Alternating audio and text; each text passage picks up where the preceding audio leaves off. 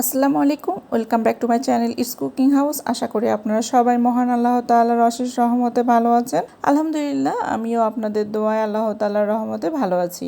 আজ আমি আপনাদের সাথে শেয়ার করব খুবই মজাদার একটি রেসিপি। আশা করি আপনাদের সবার ভালো লাগবে। তো চলুন শুরু করা যাক। বিসমিল্লাহির রহমানির রহিম।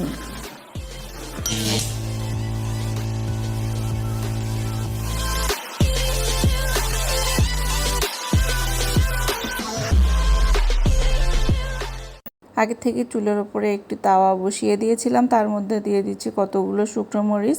আমি এভাবে অল্প তেল দিয়ে ভেজে নেব মচমচে করে। এরপর মরিচের বোটাগুলো আমি ফেলে নেব। এখন দিয়ে দিচ্ছি স্বাদ অনুযায়ী লবণ। এরপর লবণ দিয়ে মরিচটাকে খুব ভালোভাবে আমি মথে নিব। মরিচটা আমার মথে নেওয়া হয়ে গেছে। এখন দিয়ে দিব পেঁয়াজ কুচি। পেঁয়াজটাকেও মরিচের সাথে খুব ভালোভাবে মিশিয়ে নেব। এখন দিয়ে দিচ্ছি সরিষার তেল 1 টিস্পুন।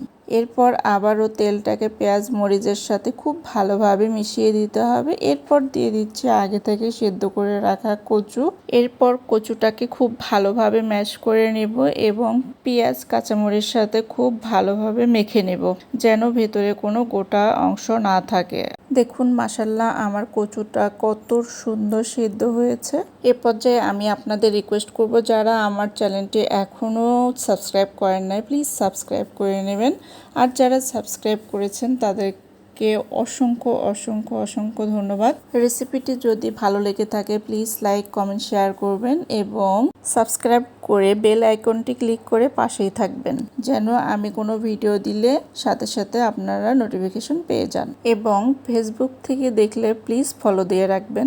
অনেক কথা বলে ফেলেছি, আজ আর নয়। দেখা হবে নতুন কোনো ভিডিওতে। ততক্ষণ পর্যন্ত আপনারা সবাই ভালো থাকবেন, সুস্থ থাকবেন, সুন্দর থাকবেন। খোদা হাফেজ।